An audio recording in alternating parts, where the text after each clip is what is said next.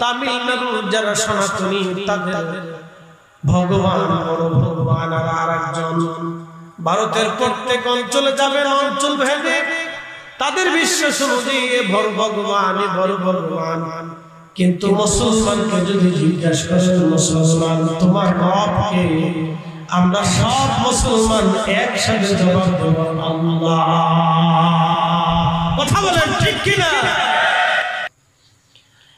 এই গুহার ভিতরে অনেক মন্দির আছে, ছোট ছোট মূর্তি বানানো আছে।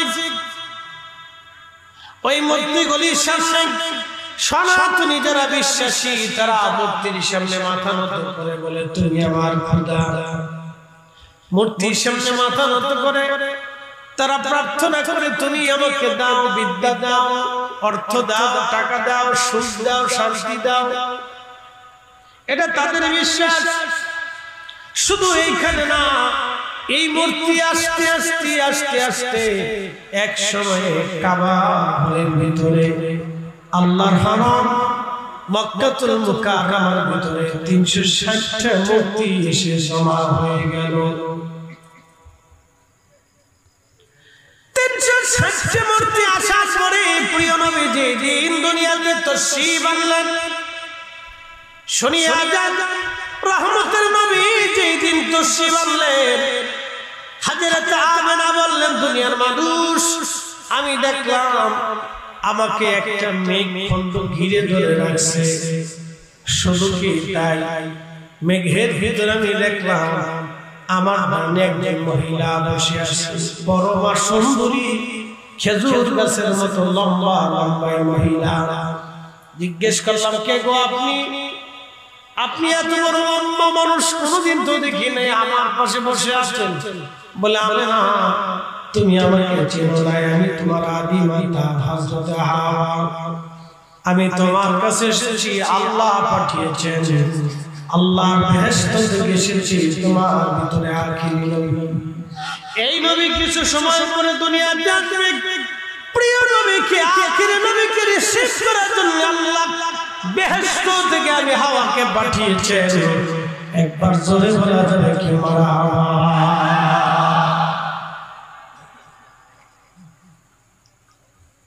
হযরত আমেনা বললেন, আমি দেখলাম আমার ভিতর থেকে খারাজা মিনহা নূর, নূর বের হয়ে গেল। সুবহানাল্লাহ বলবেন না?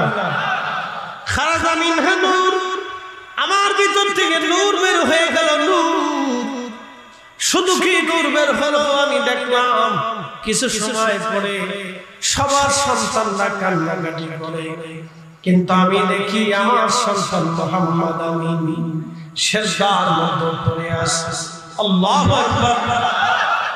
সমস্ত সন্তানরা জন্ম নেওয়ার পরে তার নিজস্ব ভাবে কান্নাকাটি করে, কিন্তু আমি দেখি আমার মুহাম্মদ আমিন সেজদার মধ্যে পড়ে আছে রে। সেজদার মধ্যে পড়ে তিনি বলতেছিলেন, ইয়া রাব হাবলি উম্মতি, আল্লাহ আমার উম্মতের কি গতি হবে, আমার উম্মতের কি গতি হবে, আল্লাহ আমার উম্মতের উপায় কি হবে? জোরে বলা যাবে কি মারহাবা? আল্লাহর নবী দুনিয়াতে তাশরীফ আনার সাথে সাথে হেরামের ভিতরে মক্কাতুল মুকাররমার ঘরের ভিতরে 360টা মূর্তি আল্লাহর পক্ষ থেকে সিজদায় পড়ে গেল। একসাথে বলেন আল্লাহু আকবার। না, জোরে সবাই একসাথে বলেন আল্লাহু আকবার। আরো জোরে বলেন আল্লাহু আকবার। কয়টা মূর্তি? 360টা মূর্তি সিজদায় পড়ে গেল। সকালবেলা মক্কার কাফেররা কাবার দরজা খুলে ঘরের ভিতরে যেয়ে দেখে মূর্তিগুলো উপর হয়ে পড়ে আছে। হায় হায়, এত মূর্তি একসাথে উপর করে কেমনে পড়লো? অথচ দরজার তালা মারা আছে, পাহাড় ছিল। দেখলে সর্বনাশ, আখিরি নবী ধরার ধারে বসে ফেলেছে। ঠিক একই সময় ইরানের মাজুসি, ইরান, উজবেকিস্তান, কাজাখস্তান, তুর্কমেনিস্তান, এই বেল্ট আফগানিস্তানের এক অংশ, বেলুচিস্তান থেকে শুরু করে বিরাট একটা এলাকা আগুনের নেশা করত মানুষ। তারা বলতো আগুন আমাদের দেবতা। ইরান এবং ইরাকের এক অংশ, সিরিয়ার এক অংশ, তারা বিরাট বড় একটা সাম্রাজ্য ছিল তাদের নাম ছিল পার্সিয়ান সাম্রাজ্য। এই পার্সিয়ান সাম্রাজ্যের প্রধান ধর্ম ছিল মাজুসি। বিরাট বড় আগুনের কুণ্ডলি জ্বালায়া তার আগুনের সামনে সেজদায় পড়ে বলতো, আগুন তুমি আমাদের খোদা, তুমি আমাদেরকে বিদ্যা দাও, অর্থ দাও, টাকা দাও, বিপদ থেকে বাঁচাও। কথা বোঝা যায়? বুঝে মাজুসি নাম কি? মাজুসি। তার আগুনের পূজা করত, আগুনকে তারা খোদা মনে করত। তাদের ধর্ম ছিল আগুনের ধর্ম। এই মাজুসি ধর্মে তারা বিশ্বাসী। সমস্ত মাজুসেরা আগুনের সামনে সেজদায় পড়ে পড়ে থাকতো। ইরানের রাজধানীতে, পার্সিয়ান সাম্রাজ্যের রাজধানীতে একটা মন্দির ছিল। এই মন্দিরে 4000 বছর ধরে আগুন জ্বলতেছিল। একটা সেকেন্ডের জন্য কোনোদিন আগুন নিভে নাই। 4000 বছর পরে নবীজি যখন দুনিয়াতে আসলেন, ঠিক তখনই ইরানের পার্সিয়ান সাম্রাজ্যের মূল প্রধান যেটা আগুনের মন্দির ছিল, আগুন নিভে গেল হঠাৎ করে। একসাথে বলবেন আল্লাহু আকবার। না না, আরো জোরে বলেন, জোরে বলে। শুধু কি আর সেই দিন নিভলো? চিরদিনের জন্য নিভে গেল, ঠিক কিনা? বলে কেন নিভে গেল? চিরদিনের জন্য আগুন নিভে গেল। কেন নিভে গেল? কিসের জন্য নিভে গেল? নবী আসার কারণে আগুন নিভে গেল। তিনি এই জন্য নূর, এই জন্য তিনি নূর। আল্লাহর পক্ষ থেকে যখন নূর এসে গেল, তখন দুনিয়ার মাজুসির আগুন নিভে গেল। 300 মূর্তি কাবা ঘরের সামনে সেজদায় পড়ে গেল। মাজুসিরা গণনা করে দেখলো, হায় হায় সর্বনাশ হয়ে গেছে। আমাদের 4000 বছরে যে আগুন নিভে নাই, সে আগুন হঠাৎ করে নিভে গেল। বোঝার বাকি নাই, এই সাম্রাজ্য শেষ হবে, এই আগুনের ধর্ম একদিন শেষ হয়ে যাবে। জোরে বলা যাবে কি মারহাবা। মাজুসি ধর্ম চলে গেল, পারস্য সাম্রাজ্য শেষ হয়ে গেল। এবার রোমান সাম্রাজ্য। রোমান সাম্রাজ্য ছিল প্রায় 7000 বছর ধরে চলমান। 7000 বছর পৃথিবীতে তারা রাজত্ব করলো। তাদের বিরাট বড় সাম্রাজ্য, বিরাট বড় প্রাসাদ। প্রাসাদের বয়স হাজার হাজার বছর। হাজার হাজার বছরের প্রাসাদ, এই প্রাসাদের মধ্যে ফাটল ভেঙে গেল। বিরাট বড় মিনারা ছিল তাদের। বিরাট বড় প্রাসাদের উপরে তাদের মিনারা ছিল। এই মিনারা ভেঙে খান খান হয়ে পড়ে গেল। প্রাসাদের প্রত্যেকটা দেওয়ালে ফাটল ধরে গেল। তখন তাদের গণক দার্শনিকরা গণনা করতে বসে গেল, হায় হায় এত বছর পার হলো, এই প্রাসাদে কোনোদিন ফাটল ধরে নাই, আজকে কেন এই প্রাসাদের মধ্যে ফাটল ধরে গেল? তারা গণনা করে দেখলো সর্বনাশ।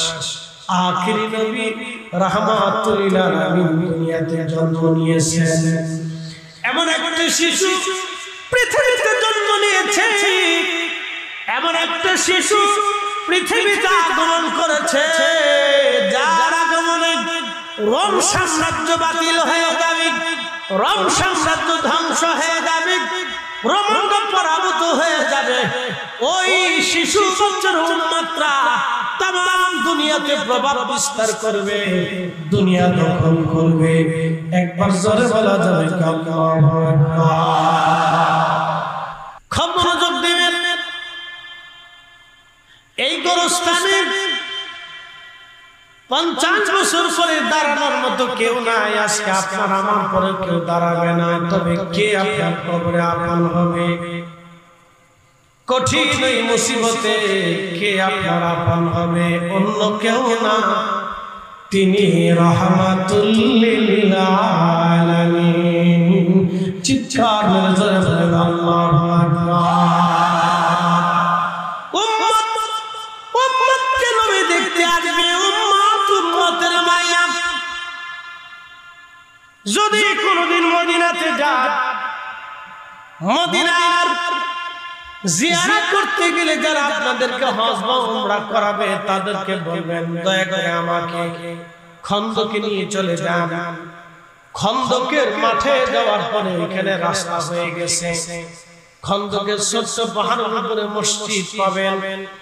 সেই মসজিদ, যেই মসজিদে নবীজি নামাজ পড়েছিলেন, সেই মসজিদ এখনো আছে। যেই মেহরাবে নবীজি নামাজ পড়িয়েছিলেন, সেই মেহরাব এখনো আছে। মারহাবা বলবেন না? যদি কখনো যান ওখানে 2 রাকাত নামাজ পড়ে আসবেন। ওই মসজিদের নিচে আরেকটা মসজিদ আছে, মসজিদে হযরত সালমান ফারসি, তিনি ওইখানে বসে যুদ্ধের নেতৃত্ব দিয়েছিলেন। ওই মসজিদের কিছু দূর পরে আরেকটা মসজিদ আছে, মসজিদ আলী। হযরত ফাতেমা জাহরা রাদিয়াল্লাহু আনহা এবং হযরত আলী রাদিয়াল্লাহু আনহু দুইজনে ওইখানে বসে যুদ্ধের নেতৃত্ব দিয়েছিলেন। এইখানকার মসজিদ বানিয়ে রাখা হয়েছে। ওইখান খন্দকের পাহাড়ের পিছনে আর একটা পাহাড় আছে। ওই খন্দকের মাঠের সামনে দিয়ে আগায় আগায় পিছনের দিকে যদি আপনি একটা পিছনের দিকে চলে যান, একটা পাহাড় পাবেন। পাহাড়ের নাম জাবাল আবু সিলা। এই জাবাল আবু সিলাতে ছোট একটি গুহা আছে। এই গুহার ভিতরে রহমতের নবী একাধারে 3 দিন 3 রাত সেজদায় পড়ে কেঁদেছিলেন। সুবহানাল্লাহ বলা যাবে না? 3 দিন 3 রাত সেজদার মধ্যে পড়ে নবী কেঁদেছিলেন। কানও কাঁদলেন, সন্তানের জন্য কাঁদেন নাই, কলিজার টুকরা মেয়ে ফাতেমার জন্য কাঁদেন নাই, হাসান হুসাইন রাদিয়াল্লাহু আনহুমার জন্য কাঁদেন নাই। তিনি কেঁদেছেন গুনাহগার উম্মতের জন্য।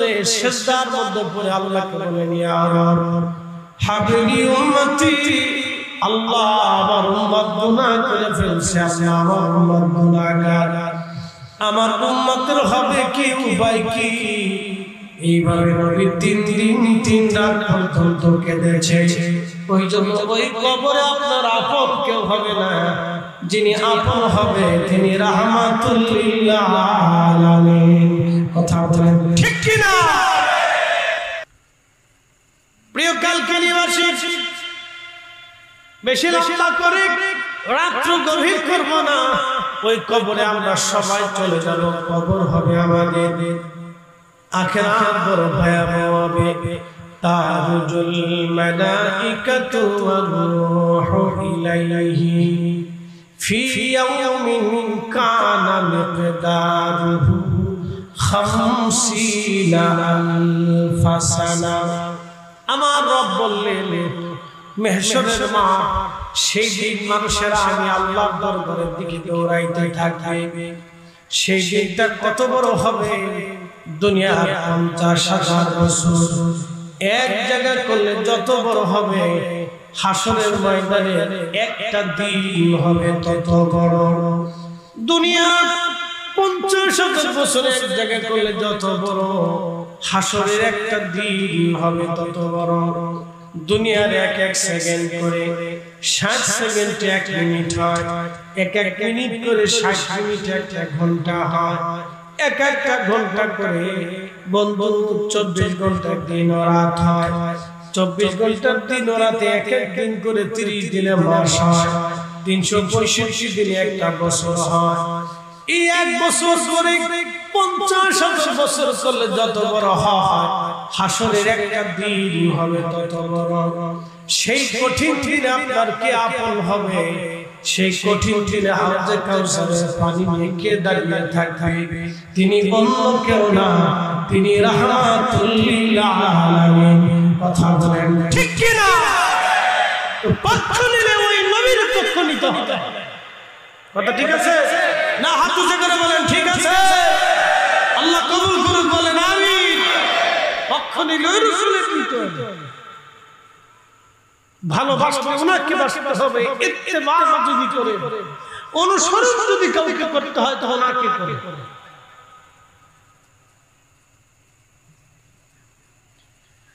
মাদারীপুরবাসী মনোযোগ দিবেন। আল্লাহর নবী বলেন আমার উম্মত কিয়ামতের ময়দানে তিন স্থানে সন্তান মাকে ভুলে যাবে, মা সন্তান ভুলে যাবে, বাবা সন্তান ভুলে যাবে, সন্তান বাবা ভুলে যাবে। কিয়ামতের মাঠে তিন স্থানে মা সন্তান ভুলবে, সন্তান মাকে ভুলে যাবে। অথচ মা হৃদয়ের গভীর থেকে সন্তানকে ভালোবাসে। মা হৃদয়ের গভীর থেকে মা সন্তানকে ভালোবাসে, হৃদয়ের গভীর থেকে ভালোবাসে।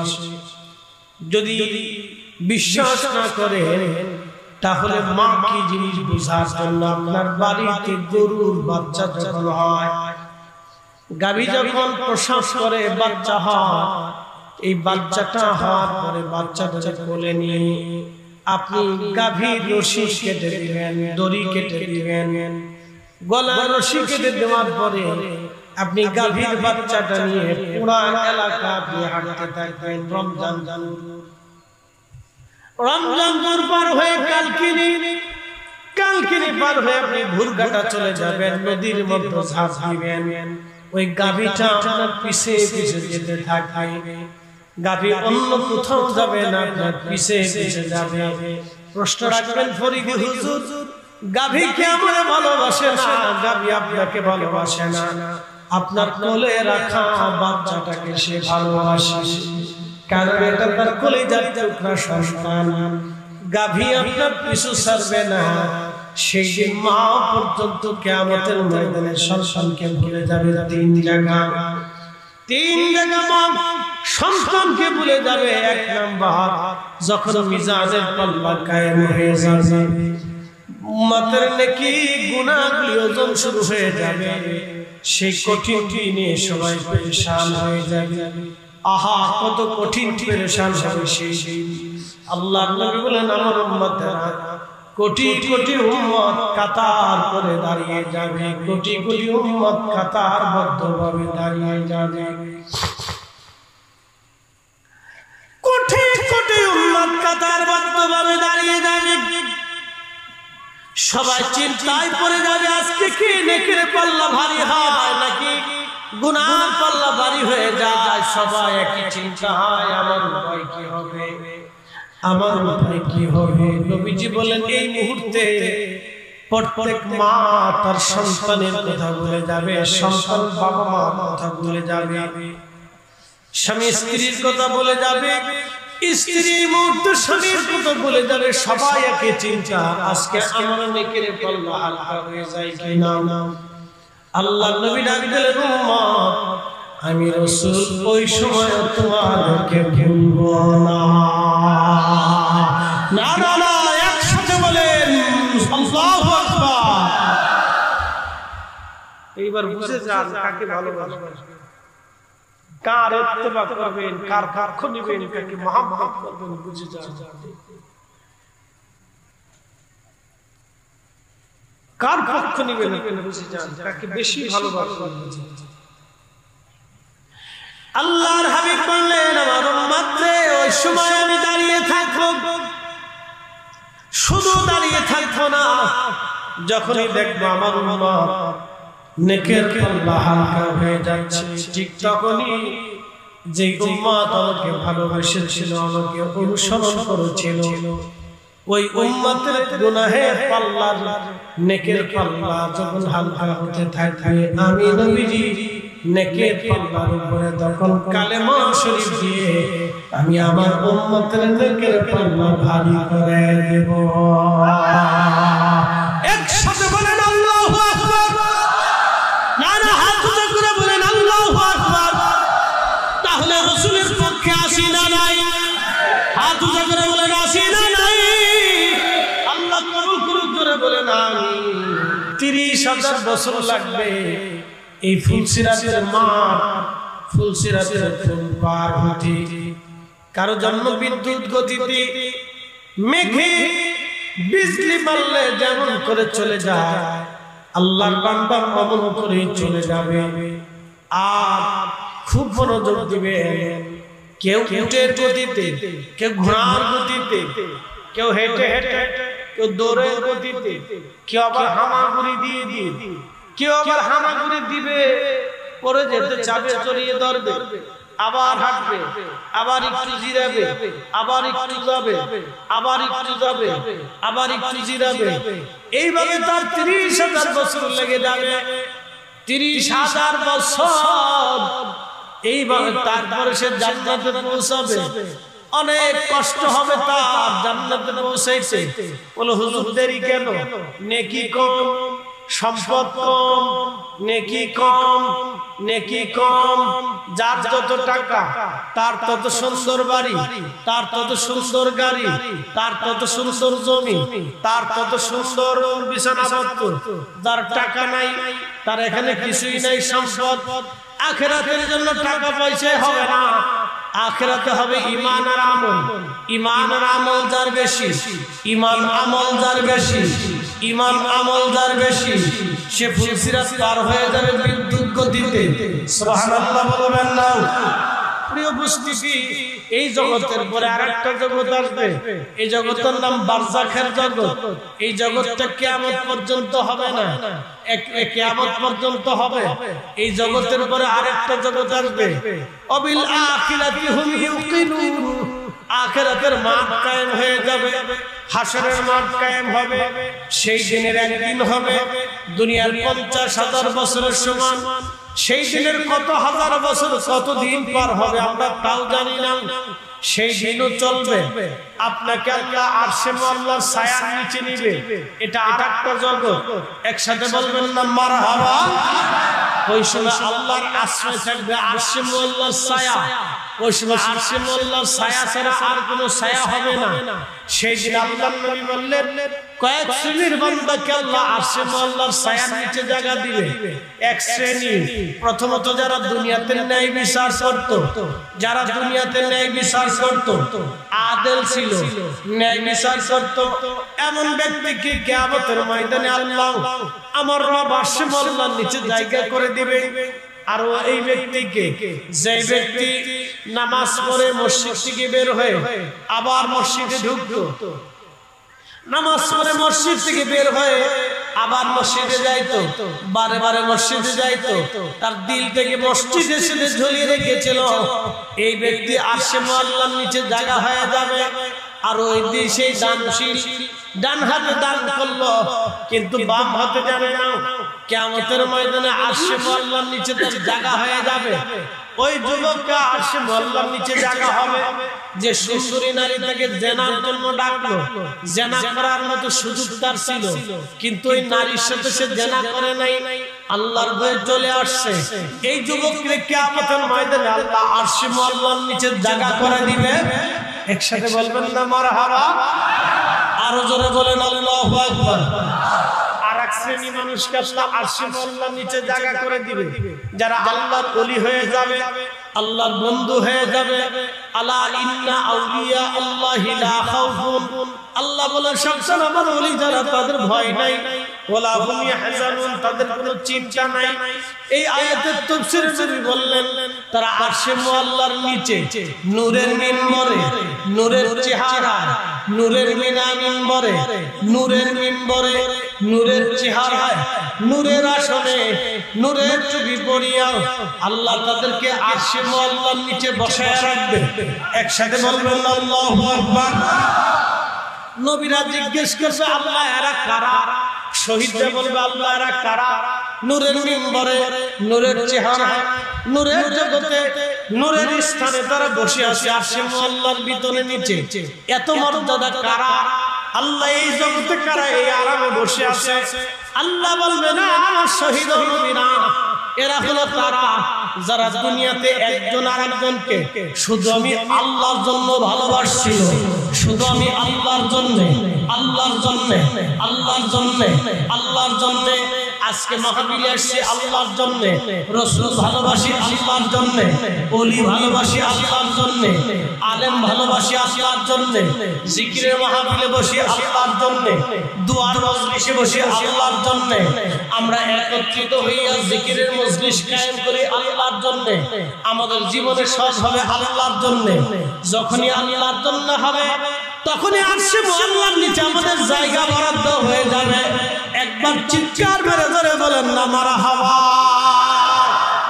জবানটা খুলে দেন, একসাথে বলেন আল্লাহুম্মা সাল্লি আলা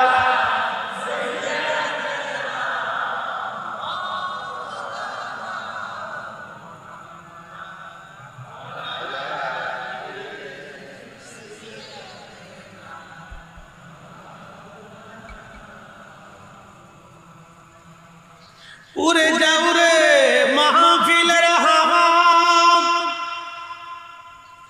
যাও রে উড়ে মদিনায়, আমাদের দরুদ পৌঁছে দিও নূর নবীজির পাক রওজায়। আল্লাহুম্মা সাল্লি মাশাআল্লাহ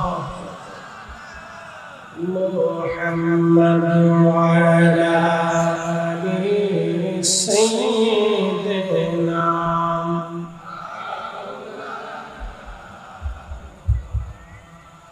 প্রিয় উপস্থিতি, একদিন আমরা কবরের দিকে চলে যাব। ওয়া ইন্না ইলাইহি রাজিউন। আমরা আল্লাহর কাছে চলে যাব, রবের কাছে চলে যাব। আমরা রবের কাছে ছিলাম, রবের কাছে চলে যাব। আল্লাহর কাছে যেহেতু চলে যাব, অতএব রবের কাছে যেহেতু চলে যাব, কি নিয়ে যাব? আমার আল্লাহ বলেন, বান্দা দুইটা জিনিস নিয়ে আসো। এক নম্বরে ইন্নাল্লাযীনা আমানু ওয়া আমিলুস সালিহাতি উলাইকা হুম খায়রুল বারিয়া। নিশ্চয়ই ঈমান আমলে যারা পাকা হবে, সৃষ্টির মধ্যে তারা সেরা। এইখানে শেষ না, আমার আল্লাহ বলেন জাযাউহুম ইনদা রাব্বিহিম জান্নাতু আদনিন তাজরি মিন তাহতিহাল আনহার খালিদিনা ফিহা আবাদা।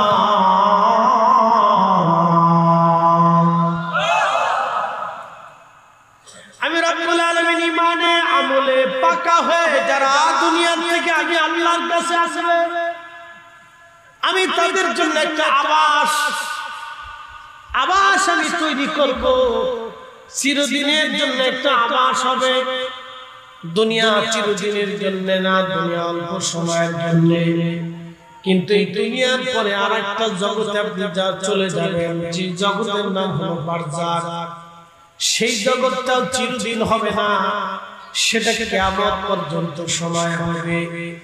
কিয়ামত কায়েম হয়ে যাওয়ার পরে কিয়ামতের মাঠও চিরদিন হবে না। কিয়ামতের মাঠ শুরু হয়ে সেটাও শেষ হয়ে যাবে। এরপরে আরেকটা জগৎ আসবে, ফিরসিরাতের জগৎ। রাতের আধারে ঘুমিয়ে আছেন, স্বপ্নের ঘরে দেখতেছেন আকাশের একটা চাঁদ আর একটা সূর্য হযরত আবু বকরের কোলের মধ্যে চলে আসছে। তিনি তিনার সুন্দর চাদরখানা দিয়ে চাঁদ আর সূর্যকে কোলের মধ্যে টেনে ধরলেন। স্বপ্ন দেখার পরে হযরত আবু বকর চিন্তায় পড়ে গেলেন, এত সুন্দর স্বপ্ন জীবনেও তো কোনোদিন দেখি নাই। কারণ কি? হযরত আবু বকর সিদ্দিক রাদিয়াল্লাহু আনহু স্বপ্ন দেখার পরে সকালবেলা পাদ্রীর কাছে চলে গেলেন। পাদ্রীর কাছে চলে যাওয়ার পরে পাদ্রী বললেন, তোমার নাম কি? বলে, আমার নাম আবু বকর। কি স্বপ্ন দেখেছো আবু বকর? বলে দেখলাম আকাশে চাঁদ আর সূর্য আমার কোলের মধ্যে আসছে। আমি আবু বকর চাদর খানা দিয়ে চাঁদ আর সূর্যকে বুকের মধ্যে জড়িয়ে ধরলাম। হযরত আবু বকর এই কথা বলার পরে পাদ্রী ডাক দিয়ে বলেন, আবু বকর তোমার বাড়ি কোন দেশে? আমার বাড়ি মক্কা। তোমার বাড়ি মক্কা? বলে হ্যাঁ। কোন বংশের সন্তান তুমি? বলে কুরাইশ বংশের সন্তান। আবু বকর কে পাদ্রী ডাক দিয়ে বলেন, আবু বকর তুমি যদি স্বপ্ন সত্যই দেখে থাকো তাহলে শোনো, তোমার জন্য একটা সুসংবাদ আছে। বলে পাদ্রী কি সুসংবাদ? সুসংবাদ শোনো, তোমাদের মক্কাতুল মুকাররমা একজন নবী আসবে, নাম হবে মুহাম্মদ, বাবার নাম আব্দুল্লাহ, মায়ের নাম আমেনা, বংশ হাশিমি কুরাইশি, হাশিমি কুরাইশি। আরে আবু বকর স্বপ্ন যদি তুমি বাস্তব দেখে থাকো রে আবু বকর, তাহলে তুমি শোনো,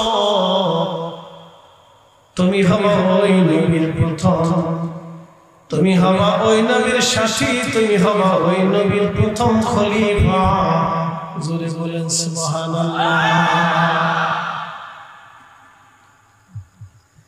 আবু বকর বাড়ি চলে যান। হযরত আবু বকর বাড়ি চলে আসলেন, বিষয়টাকে গোপন করে রাখলেন, কারো কাছে বললেন না। দেখা যাক জীবনে কি হয়। রহমতের নবীর দরজাতে কোরআন আসে, কোরআন নাযিল হওয়ার পরে নবীজি দাওয়াত দিতে শুরু করলেন। একদিন হাঁটতে হাঁটতে আবু বকর বাড়ি গেলেন, প্রিয় নবীর সামনে দাঁড়াইলেন। হুজুর আমার মুস্কি মুস্কি আসি, আবু বকর তুমি আসছো? আবু বকর বললেন, হুজুর আপনি আমাকে একটা মুজিজা দেখান, আপনি তো নবী, আপনি তো নবী, আপনি মুজিজা দেখান। হযরত আবু বকর বললেন, হুজুর আপনি তো নবী, তো মুজিজা দেখান আমাকে, যদি মুজিজা দেখান তো কালেমা পড়বো। নবী বললেন, আবু বকর সিরিয়ায় ব্যবসা করতে গিয়েছিলাম, আকাশের চাঁদ আর সূর্য তোমার স্বপ্ন তোমার কোলের মধ্যে এসেছিল, চাদর দিয়ে জড়িয়ে ধরে রাখছিলাম, আর সকালবেলা পাদ্রীর কাছে যা তার ব্যাখ্যা জানতে চাইছিলাম, পাদ্রী ব্যাখ্যা দিয়ে দিল, আমার কথাও ধরে দিয়েছে, আমার পরিচয় তোমাকে দিয়েছে আবু বকর, এরপরও কি তুমি মুজিজা দেখতে চাও?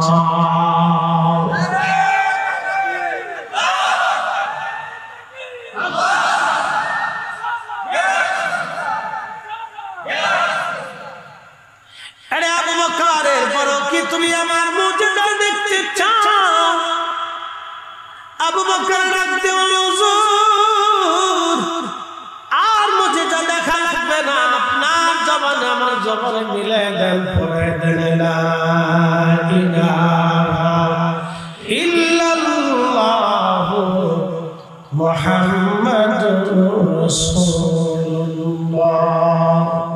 সাল্লাল্লাহু আলাইহি ওয়াসাল্লাম।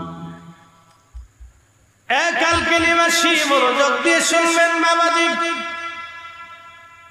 আমি জানি বাজারে রাস্তাঘাটে বহু মানুষ ঘোরাফেরা করেন, বাবা বন্ধু আমার সময় নষ্ট করে লাভ নাই, এখানে বসে যান। আজকে একটা মাদ্রাসা তৈরি করা হলো, এই মাদ্রাসায় আলেম হবে, কোরআন হাদিস পড়া হবে, বাচ্চারা কোরআন পড়বে, কচি মুখে কোরআনের বাণী শোনানো হবে। চারটেখানি কথা না বাবা, আমার পৃথিবীতে 800 কোটি মানুষ আছে, এই 800 কোটি মানুষের মধ্যে ভাইজান মাত্র 200 কোটি মুসলমান, বাদ বাকি আর কোন মুসলমান নাই। 600 কোটি মানুষ আল্লাহকে আল্লাহ বলে মানে না। 600 কোটি মানুষ আল্লাহকে আল্লাহ বলে মানে না। এই 600 কোটির ভিতরে আছে সনাতনী হিন্দু সম্প্রদায়, এই 600 কোটির মধ্যে আছে বৌদ্ধ সম্প্রদায়, এই 600 কোটির মধ্যে আছে খ্রিস্টান সম্প্রদায়, এই 600 কোটির মধ্যে আছে শিখ, 600 কোটির মধ্যে আছে মাজুসি। এইরকম বহু ধর্মের, বহু মতের মানুষ, বহু বিশ্বাসের মানুষ দুনিয়াতে আছে। এই 600 কোটি আল্লাহকে লা ইলাহা ইল্লাল্লাহ বলে তারা কেউ মানে না। কুল হুয়াল্লাহু আহাদ বলে আল্লাহকে তারা মানে না। আমাদের দেশে যারা সনাতনী আছে, বাংলাদেশ এবং ভারতের কলকাতার যত সনাতনী, দেখবেন তারা দুর্গাকে প্রধান ভগবান বিশ্বাস করে। আপনি যদি দেখবেন নেপালের সনাতনী যারা আছে, তারা কৃষ্ণকে প্রধান ভগবান হিসেবে বিশ্বাস করে। আপনি গুজরাটের যদি চলে যান, গুজরাটের সনাতনীরা আর একজনকে এই আপনার কি বলে অন্য আর একটা দেবতাকে প্রধান দেবতা মনে করে। বেঙ্গালুরের সনাতনীরা আর একজনকে প্রধান দেবতা মনে করে। আমি গিয়েছিলাম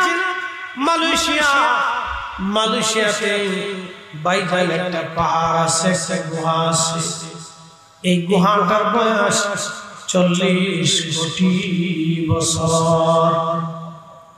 40 কোটি বছর ধরে গুহার বয়স। তাদের ধারণায় গুহার সামনে বাইজান ওই আপনার কি বলে নবীজি উহুদের ট্র্যাজেডি শাহাদাত শহীদদেরকে কাতার করে আনতে লাগলেন।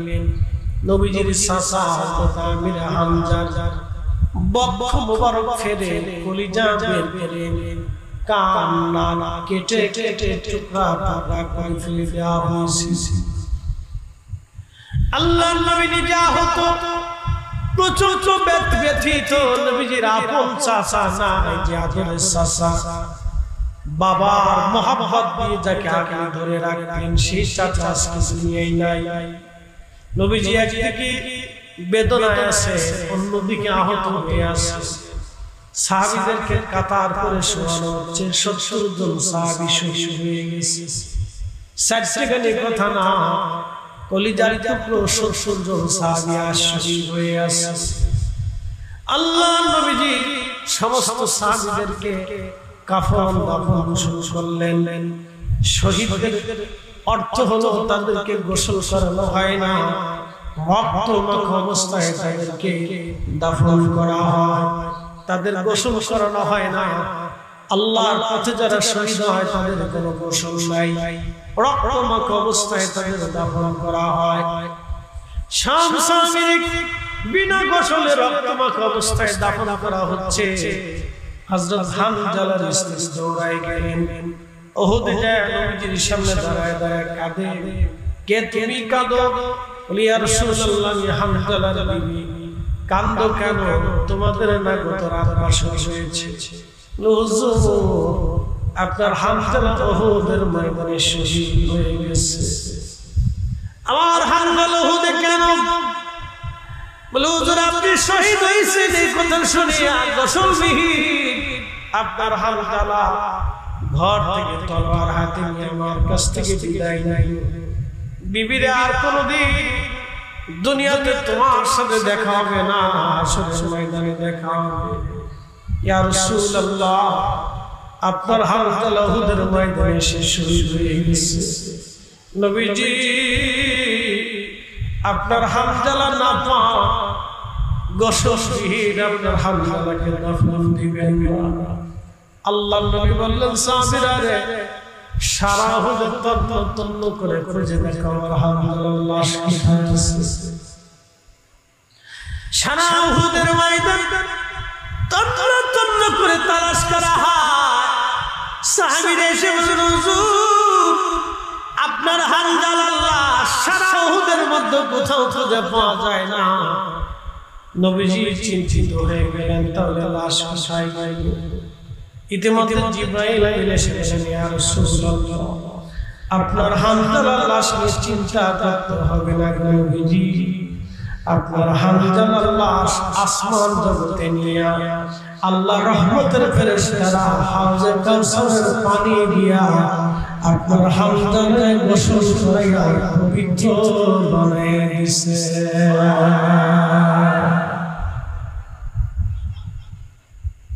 মোহাম্মতের জাতি কলিজার ভিতর থেকে রাসূলকে মহব্বত করে মোহাম্মতের জাতি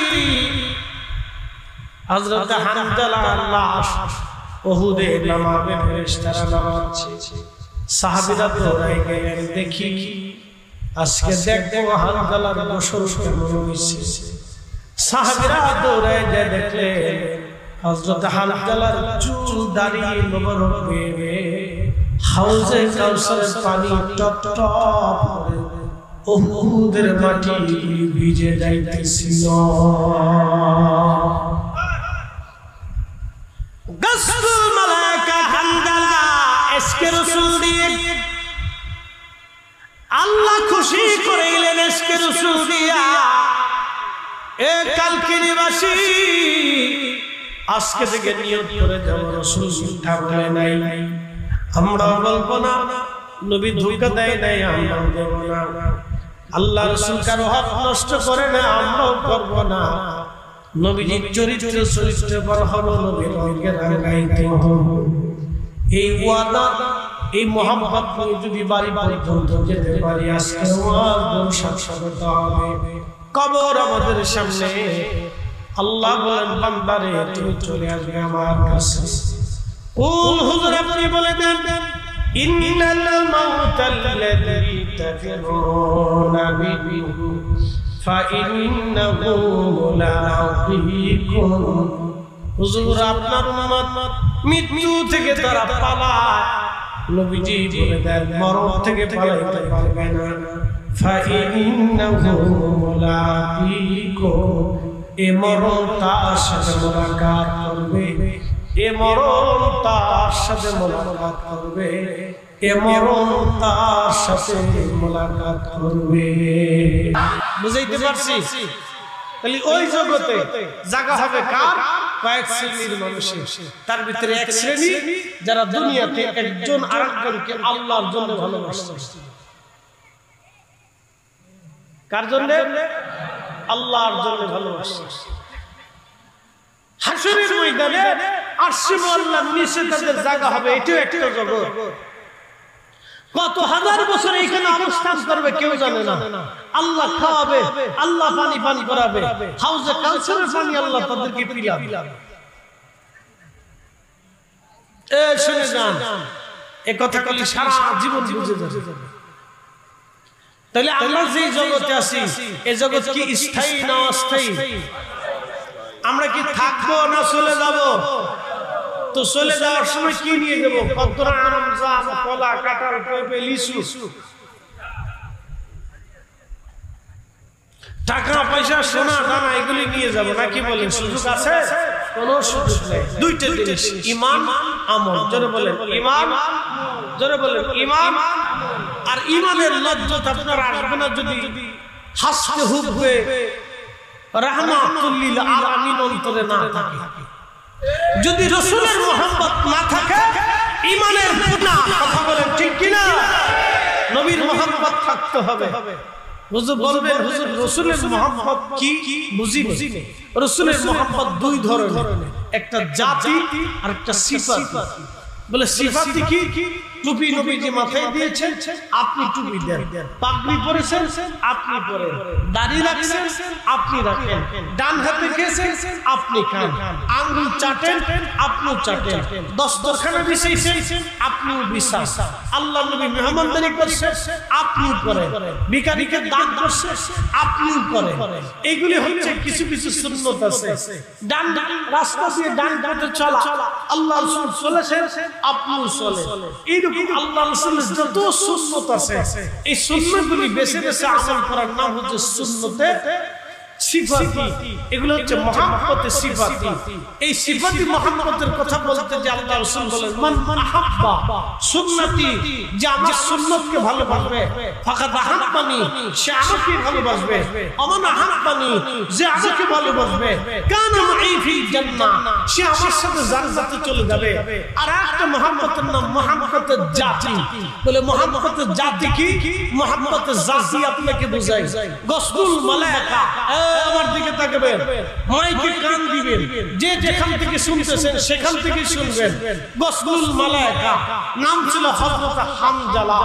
গসবুল মালায়েকা হযরত হামজালা, তিনি উহুদের যুদ্ধে তিনি তখনও আসেন নাই, তখন তিনি নতুন বিবাহ করেছেন, স্ত্রীর সাথে বাসর হয়েছে, রাতের আধারে স্ত্রীর সাথে সময় কাটিয়েছেন। ফজরের নামাজের সময় তিনি গোসল করতে আসছেন, তখনও তিনার জন্য গোসল ফরজ, গোসল করেন নাই, তাহাজ্জুদও হয় নাই, ফজর নামাজও হয় নাই, তিনি গোসল করবেন। এমন সময় কে জানি বলে গেল, হামজালা শুনছো মদিনাবাসী, উহুদের রাসূল শহীদ হয়ে গেছে। কেন হয়েছে? যদি কোনদিন মদিনাতে যান তো আপনাকে ঠিকানা বলে, ঠিকানা বলে দিই, উহুদে পাহাড়ের এক পাশে একটা ফাঁকা জায়গা পাবে।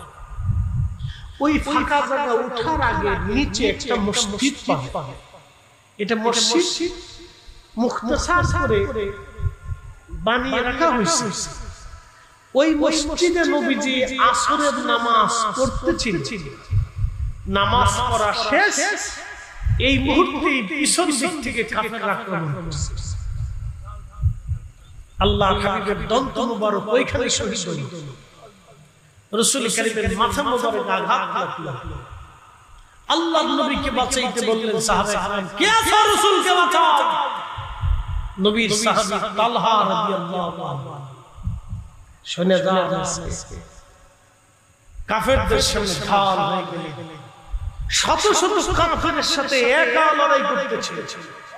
হযরত আবু বকর সহ কয়েকজন সাহাবী জিবরাইল আমিনের নেতৃত্বে নবীজিকে পাহাড়ের উপরে নিতে নিতে উহুদের সেই ফাঁকা জায়গাতে নিয়ে গেলেন। তালহা রাদিয়াল্লাহু আনহু লড়াই করতেছিলেন। তারিখের মধ্যে এসেছে হযরত তালহা নবীজির মহব্বতে লড়াই করতে লাগলেন, আজ নবী বাঁচাইতে হবে। লড়াই চলতেছে একা, এত পরিমাণে আঘাত ওনার শরীরে লাগলো, তীর তলোয়ারের আঘাতে হযরত তালহা অজ্ঞান হয়ে পড়ে গেলেন। একটা দুইটা আঘাত হযরত তালহাকে যুদ্ধ চলে যাওয়ার পরে, বন্ধ হয়ে যাওয়ার পরে হযরত তালহাকে ঘুরে নিয়ে যাওয়া হলো। দেখলেন তালহার কখনো দম আছে, তালহা কখনো মারা যায় নাই, কিন্তু শরীরের কাপড়, লোহার পোশাক, হেলমেট সব খুলে ফেলে দেওয়ার পরে দেখা গেল একটা না, সারা শরীরে ৭৯টা আঘাতের চিহ্ন ছিল। একসাথে বলবেন আল্লাহু আকবার। এটার নাম মুহাব্বতে জাতি। যারা বলেন মুহাব্বতে জাতি, কলিজার ভিতর থেকে ভালোবাসা। আমাদের দেশে কেউ আছে দাড়ি রাখছে, আবার চেঁচে ফেলে দিচ্ছে, আছে না এরকম? তুমি মাথায় দিয়েছে, আছে রেখে ফেলে দিচ্ছে, ৭ দিনও মাথায় দেয়। কেউ আছে একদিন পাগড়ি পরছে আর বাকি দিন পাগড়ি পরে না, আছে না এরকম? একদিন দস্তরখানা বিছাইছে আর বিছাইছে, মানে কোন সময় মানে কোন সময় মানে না। এটার গুরুত্ব কম। এর সুন্নতে মুহাব্বতের সিফাতি, কখনো মানে কখনো মানে না। আর মুহাব্বতের জাতিটা হলো কলিজার ভিতর থেকে ভালোবাসা, নিজের জিন্দেগীর সবকিছুকে নবীর কদমে কুরবানি করা। একসাথে বলবেন না মারহাবা।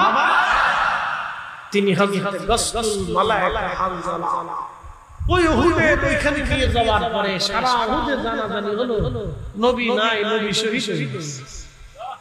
সারা উহুদে রাসূলকে খুঁজে পাওয়া যাচ্ছে, রাসূল নাই, রাসূল শহীদ হয়ে গেছে। হায় হায়, এই কথা সন্ধ্যার সময় ঘটনাটা ঘটলো। রাতে জানাজানি হয়ে গেল। গসবুল মালায়েকা হযরত হামজালা গোসল করতেছিলেন, তখন ফজরের নামাজ পড়েন নাই, গোসল হয়। কে জানিয়েছে বলল মদিনাবাসী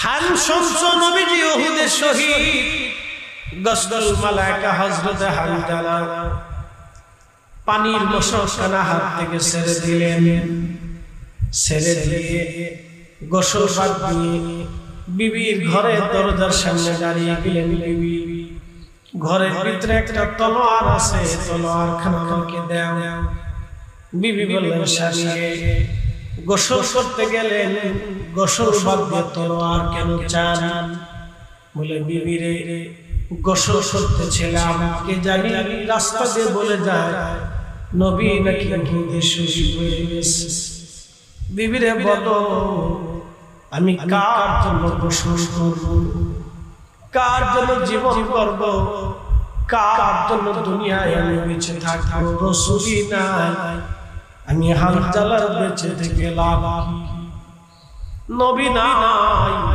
কি জন্য আমি বাঁচবো হযরত হামজালা দৌড়াইয়া চলে গেলেন গোসল নাই নামাজ নাই গোসল নাই নামাজ নাই তখন দৌড়াইয়া উহুদে চলে গেলেন তিনি আল্লাহু আকবার উহুদে চলে যাওয়ার পরে সকাল পর্যন্ত যুদ্ধ গড়াই গেল প্রচন্ড যুদ্ধ হয় এই যুদ্ধে হযরত হামজালা কাফেরদের ভিড়ের মধ্যে চলে গেলেন লড়াই করতে লাগলেন পীর ধরতে লড়াই করে করে হযরত হামজালা শহীদ হয়ে গেলেন জিন্দেগি তো যায় ফাঁকি দিয়া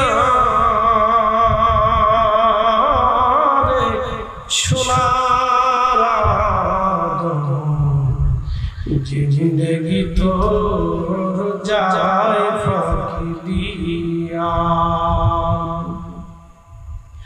ও আদরে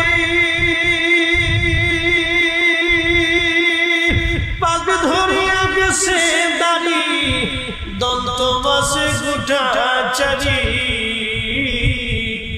সমন জারি গিয়াছে করিয়ার সোনার জিন্দেগি তোর যায় ফাঁকি দিয়া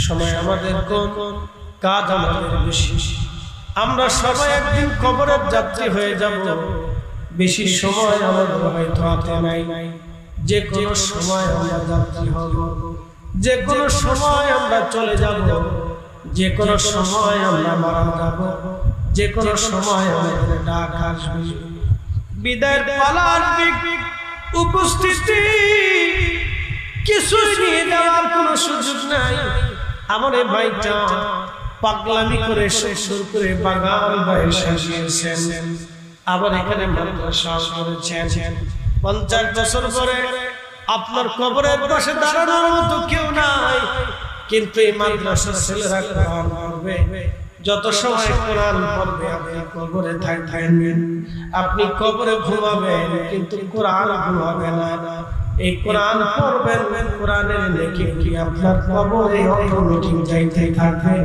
বন্ধ হবে না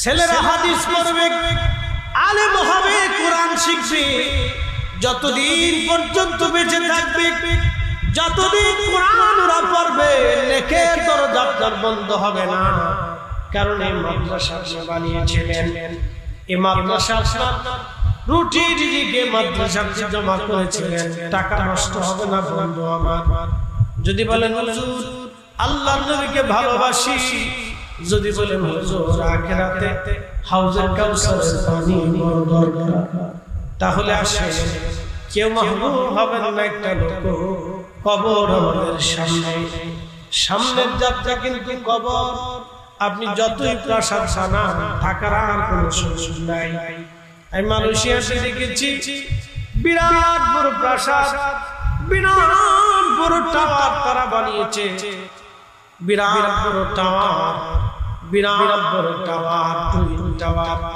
বিরাট বড় টাওয়ার মালয়েশিয়ার পেট্রোনাস টাওয়ার এত বিরাট বন্ধু নিচ থেকে উপরের দিকে তাকালে বিরাট বিল্ডিং দেখা যায়। ওই বিল্ডিং যারা বানাইলেন তারাও কবরের দেশে চলে যাবে, কিছুই নিয়ে যেতে পারবে না,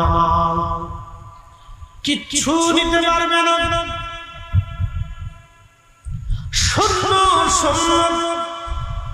দুবাইতে পৃথিবীর সবচেয়ে উঁচু ভবন বানানো হচ্ছে। দুবাইয়ের সবচেয়ে উঁচু ভবনটা যিনি বানাচ্ছেন তিনি কবরে চলে যাবেন, ওইখানে তিনিও থাকতে পারবেন না। সৌদির বাদশা রাজপ্রাসাদের মধ্যে ঘুমান, তিনিও থাকতে পারবেন না। ব্রুনাইয়ের প্রেসিডেন্ট, ব্রুনাইয়ের সুলতান যিনি, তার বাথরুমটাও স্বর্ণ দিয়ে বানানো। কি মনে করছেন? ব্রুনাইয়ের সুলতান তার বাথরুমটাও স্বর্ণ দিয়ে বানানো, তার গাড়িও স্বর্ণ, বিমানও স্বর্ণের, যেখানে উনি ঘুমান সব স্বর্ণ। সেই জিন্দেগির তুলনায় আমরা কিছুই না।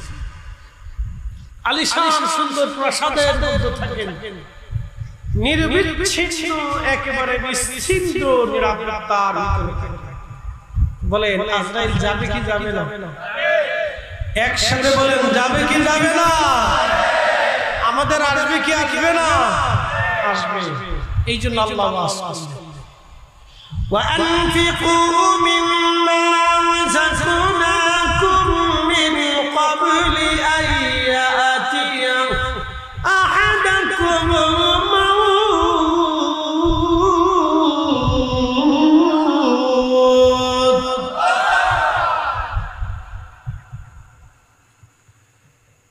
হে আমার বান্দারা, মৃত্যু আসার আগে তোমার রিজিক থেকে, তোমার অর্থ থেকে তুমি আল্লাহর পথে ব্যয় করো। তোমার মরণ আসার আগে, মৃত্যু আসার আগে তুমি ব্যয় করো, মরণ আসার আগে ব্যয় করো। শুধু এইখানে শেষ না, আমার রব আমার আল্লাহ বলে দিলেন, যদি অর্থগুলি আল্লাহর পথে ব্যয় করতে না পারো তাহলে কি হবে? ফায়াকুল রাব্বি লাউলা আখখারতানি ইলা আজালিন করিব।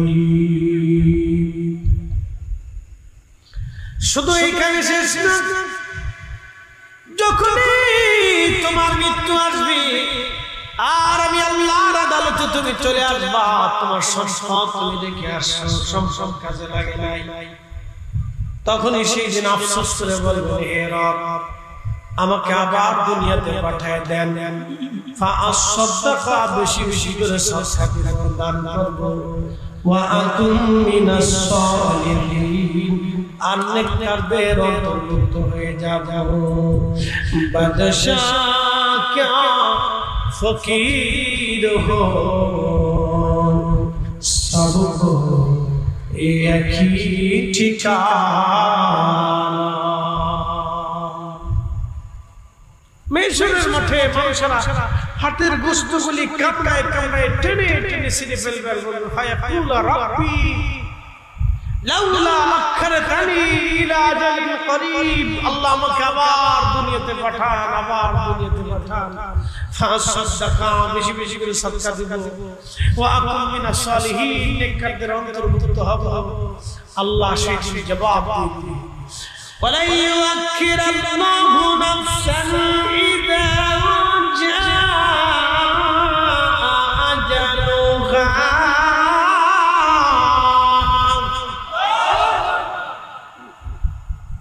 বান্দা ওয়ান টাইম হায়াত শেষ হয়ে গেলে থাকার আর সুযোগ নাই, চলে আসলে ফিরে যাওয়ার আর সুযোগ নাই। সনাতনী যারা হিন্দু সম্প্রদায়, তাদের বিশ্বাস আবার আসিব ফিরে ধানশির তীরে নবান্নে, এ বাংলায় হয়তো শালিকের বেশে, না হয় শঙ্খচিলে। তারা বিশ্বাস করে আমি আবার পৃথিবীতে ভগবান আমাকে দুনিয়াতে পাঠাবে, এটা তাদের বিশ্বাস। কিন্তু আমাদের বিশ্বাস হচ্ছে আর কখনো দুনিয়াতে আসার সুযোগ নাই।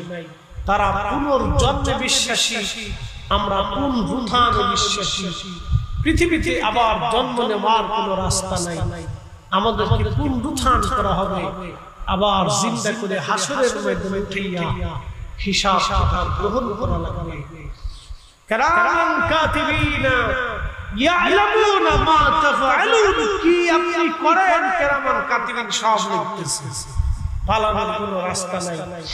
এই মাদ্রাসার জন্য কিছু দানের হাত আপনারা বাড়াবেন, আমরা শেষ করে দেব। রাস্তাঘাটে যারা আছেন তারা চলে আসবেন। দোয়া শেষে তাবারকের ব্যবস্থা আছে, মেহমানগুলো নিবেন, খাবেন, গ্রহণ করবেন। কমিটির পক্ষ থেকে দাওয়াত। মোহাম্মদ শফিকুল ইসলাম ভাই তিনি এই মাদ্রাসাটা প্রতিষ্ঠিত করেছেন। এই মাদ্রাসা শুধু ওনার নিজের না, এই মাদ্রাসা আমার রাসূলের মাদ্রাসা। কথা কথা ঠিক কিনা? আমরা সবাই নবীর উম্মত। আমার দিকে তাকান। আমি মানুষের জ্ঞান হাইলাইট সফর করে ঘুরে ঘুরে আসতেছিলাম, তো আসার সময় দেখে বৌদ্ধ মন্দির, চাইনিজরা বৌদ্ধ মন্দির নির্মাণ করেছে। বিশ্বাস করেন শত শত কোটি টাকা খরচ করে পাহাড়ের পাশে পাথর কেটে পাহাড় কেটে তারা মন্দির নির্মাণ করেছে। তাদের নির্মাণ শৈলী অর্থবিত্ত খরচ দেখলে আপনার মাথা হেঁটে আসবে। আর আমরা মুসলমানরা মসজিদে যত সিরা টাকা আছে মসজিদে দিয়ে আসি। কি কথা ঠিক আছে না ভাই? সিরা টাকা মসজিদে দিয়ে আসি, অসল টাকা মসজিদে দেই, আবার খুব চিন্তা করে যে টাকা দিব কি দিব এই চিন্তা করবেন না। দেখেন তারা তাদের ধর্মের জন্য শত শত কোটি টাকা ব্যয় করে, আর আমরা আমাদের ধর্মের জন্য আমরা ব্যয় করতে চাই। এই ভাইটা মহব্বত করে মাহফিল সাজাইছে, এই মাদ্রাসাটাও করছে। এই মাদ্রাসার শুভ উদ্বোধন উপলক্ষে আজকের মাহফিলটা দিছে। আপনারা খুশি না বেজার? বলে এই মাদ্রাসা চান কিনা? না না, যেভাবে বলতেছে মনে হইতেছে আপনারা চান না, টাকা দেওয়া লাগবে না। বলেন চান কিনা? চান কিনা? সাক্ষী থাকেন। চান চাননি হাত উঁচা করে চাননি? একটু তাকবীর দেন। নারে তাকবীর, নারে রিসালাত। মাশাআল্লাহ। যদি আপনি মাদ্রাসাটা চেয়ে থাকেন তাহলে আপনার রিজিক থেকে খুশি মনে আমি জোর করে কারো কাছ থেকে নিতে পারবো। প্রিয় নবীজির 10 জন সাহাবী ছিলেন আশারে মুবাশশারা, দুনিয়া থেকে যারা জান্নাতের সুসংবাদ পেয়েছে। রব্বুল আলামিন কোরআনে বলেন ইন্নাল্লাযীনা কাফারু মিন আহলিল কিতাবি ওয়াল মুশরিকিনা ফি নারি জাহান্নাম খালিদিনা ফিহা।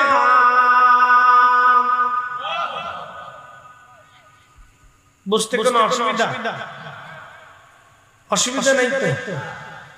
আপনাদের এলাকায় নতুন, এদিকে আসা হয় না। এখানে হযরত বসে আছেন, মুহাম্মদের সম্পর্ক যে ভাইটা দাওয়াত দিয়েছে আমি তারও কোনোদিন চিনি। শফিকুল ইসলাম ভাই ভাই হুজুর আসতে হবে, আপনারা আসছেন মুহাম্মদ করে ওরা আসবেন ইনশাআল্লাহ। তা আজকে দাওয়াত গ্রহণ হলো। সাধারণত এই সময়টা বৃষ্টির দিন, কথা ঠিক আছে না?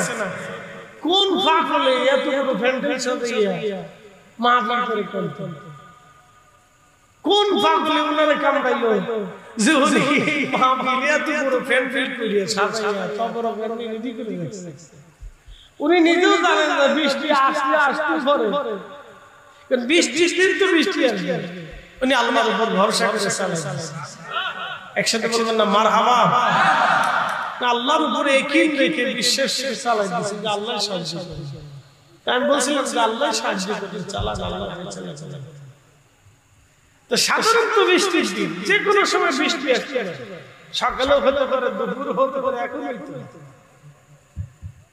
তো যাই হোক, আল্লাহ অনেক বড় ইহসান করছে, ওনারে দয়া করছে, ওনার ইখলাস সুন্দর। মাদ্রাসাটা করছে সব ত্যাগ করে, আপনারও সহযোগিতা করছেন, আরো করবেন ইনশাআল্লাহ। অর্থ নষ্ট হবে না। আচ্ছা আপনাদেরকে প্রশ্ন করি, জবাব দেবেন তো। বাংলাদেশের যিনি সবচেয়ে বড় ধনী ব্যক্তি মারা গেলেন, এক গ্রুপ অফ ইন্ডাস্ট্রিজ মালিক ৮০,০০০ কোটি টাকার সম্পদ রেখে কবরে চলে গেলেন। ওনার কবরটা কয় হাত লম্বা ছিল? না, জোরে বলতে হবে, একসাথে বলেন কত হাত? কাফনের কাপড় কয় টুকরা ছিল? তিন টুকরা। এদেশে এই কালকিনির সবচেয়ে গরিব মানুষ যিনি, তিনি মারা গেলে তার কবর কয় হাত হয়? 2.5 হাত না 3.5 হাত? কাফনের কাপড় কি 2.5 টুকরা হবে না 2 টুকরা হবে? 3 টুকরাই হবে, 1 টুকরা বেশিও না কম। হিসাব করা। আসার সময় দুনিয়াতে আমরা একা একা আসছি, কথা বুঝে যাবে, খুব গুরুত্বপূর্ণ কথা। আসার সময় যখন দুনিয়াতে আসছিলাম তখন আমার সাথে কোনো পোশাক ছিল না, টাকা ছিল না, অর্থ ছিল না, ক্ষমতা ছিল না, কিচ্ছু ছিল। আল্লাহ আমাকে পরমুখাপেক্ষী করে দিলেন, মায়ের মুখাপেক্ষী করে দিলেন, বাবার মুখাপেক্ষী করে দিলেন, দাদা দাদি নানা নানির মুখাপেক্ষী করে দিলেন, মানুষের মুখাপেক্ষী করে দিলেন। মা যদি খাওয়াই তো খেতে পারি, মা না খাওয়াইলে খেতে পারি। মা পরিচর্যা করলে পরিচর্যা হয়ে পরিষ্কার হয়, না হলে পায়খানা পেশাব এসে পড়ে। আমার কোনো পাওয়ার। আপনি দুনিয়ার সবচেয়ে বড় মহারাজার ঘরে যদি জন্ম নেন, জন্ম নেওয়ার সময় আপনার কোনো পাওয়ার। ধীরে ধীরে ধীরে ধীরে ধীরে ধীরে ধীরে ধীরে ধীরে ধীরে আল্লাহ আপনাকে বড় বানাই। একদিনে আল্লাহ শক্তি যৌবন আল্লাহ দেন নাই, ধীরে ধীরে ধীরে ধীরে আল্লাহ যৌবন দিয়েছেন।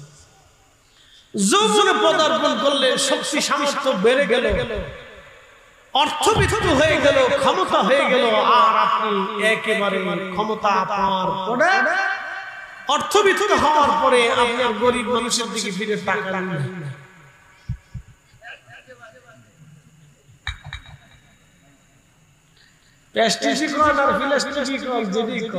উনি বুঝে না, উনি জানে না, জন্য আসার সময় উলঙ্গ ছিল, ল্যাংটা ছিল, বস্ত্রহীন ছিল। যাওয়ার সময় ওনাকে 3 টুকরা কাপড় দিয়ে পেঁচিয়ে পাঠিয়ে দেওয়া হবে, বেশি বেশি দেওয়া হবে না। কথা বলেন ঠিক কিনা?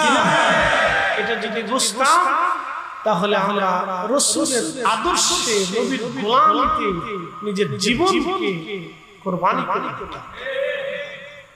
একটা কথা আপনাদেরকে বলে দিয়েছি, শুনেন, ভালো ভালো শুনে রাখবেন। Out of sight, out of mind. মানুষ চোখের আড়াল হলে মনের আড়াল হয়ে যায়, সত্য কথা। বাবা মা মারা যাওয়ার পরে 6 মাস, 10 মাস, 1 বছর, 10 বছর, 20 বছর পরে সন্তান বেমালুম, সন্তানের মোহে নাতি নাতিনের প্রেমে পড়ে বাপ মা ভুলে যায়, মনে থাকে না, কবরের পাশে দাঁড়ানোর সুযোগ হয় না। ঠিক ঠিক এখানে গোরস্থান আছে, এই এলাকায় গোরস্থান আছে। বয়স কত হবে? কত বছর বয়স হবে? 50 কি 100 বছর? এরকমই তো 50-100 বছর আগে যারা কবর দিছে, তার কবরের পাশে কয়জন যে দাঁড়ায় আমাকে বলেন তো? তাহলে বাকি 50 বছর পরে আপনার কবরের পাশে কে দাঁড়াবে বলেন তো? আমার কবরের পাশে কে দাঁড়াবে বলেন তো? আমি তো বিরাট জনপ্রিয় বক্তা, লক্ষ লক্ষ মানুষ আমার আসছে, বহু মানুষ আছে হুজুর গোবর ওষুধ বানাইছে, সিলেটে গেছে ইমাম সাহেব হুজুরে একাই সাম কিতা কররা রে সাম, এ কিতা কররা, এ কিতা মায়া লাগাইলা রে সাম, আমার ওয়াজ শুনে উনি সারা রাত মাশাআল্লাহ আগে গমের বড়ি খেয়ে ঘুমাইতো, আমার ব্যারাম আছে সাম, তোমার ওয়াজ শুনে আমি ওষুধ খাওয়া। তাই বললাম তাহলে আমার ওষুধের টাকা আমার দিয়ে দাও রে সাম। আমি বললাম তাহলে ওষুধের টাকা আপনি আমার দিয়ে দেন সাম। আলমদেরকে সাপ বলে, সাপ। আমরা হুজুর বলি, ওরা সাপ।